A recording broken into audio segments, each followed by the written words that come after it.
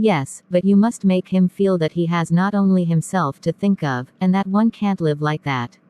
The worst of all is that he number longer troubles about the children, and I do decide everything myself. I have an unborn baby, besides the older children, girl and boys, who have to be looked after, and guidance, and I have to do it all single-handed. He used to be such an affectionate and attentive father, but now he seems number longer to care. Yesterday I told him that Vanya is not studying properly and will not pass his exam, and he replied that it would be by far the best thing for him to leave school altogether.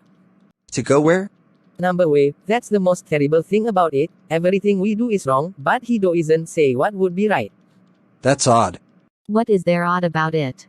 It is just your usual way. Condemn everything, and do nothing yourself. Stuper has now finished at the university, and ought to choose a career, but his father says nothing about it. He wanted to take a post in the civil service, but Nicholas says he ought not to do so. Then he thought of entering the Horse Guards, but Nicholas quite disapproved. Then the lad asked his father, "What am I to do then? Not go and plow after all?" And Nicholas said, "Why not plow? It is much better than being in a government office." So what was he to do? He comes to me and asks, and I have to decide everything, and yet the authority is all in his hands. Well, you should tell him so straight out. So I shall have to talk to him. And tell him straight out that you can't go on like this, that you do your duty and he must do his. If not, let him hand everything over to you. It is also unpleasant. I will tell him, if you like.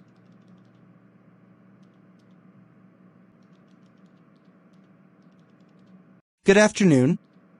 I have come to see Nicholas. I have, in fact, come to return a book. He has gone to town, but will be back soon. What book are you returning?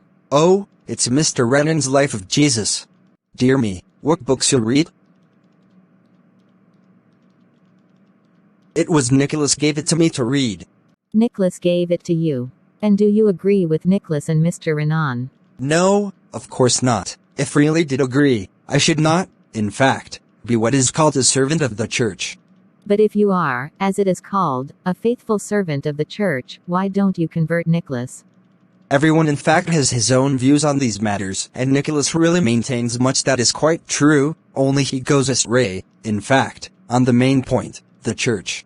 And what are the many things that Nicholas maintains that are quite true? It is true that the Sermon on the Mount bids us give our property away to strangers and let our own families go begging. The church, in fact, sanctions the family, and the holy fathers of the church, in fact, bless the family, but the highest perfection really demands the renunciation of worldly advantages. Of course, the anchorites acted so, but ordinary mortals, I should imagine, should act in an ordinary way, as befits all good Christians. No one can tell him to what he may be called. And of course you are married. Oh, yes. And have you any children? 2. Then why don't you renounce worldly advantages, and not go about smoking a cigarette? Because of my weakness, in fact, my unworthiness.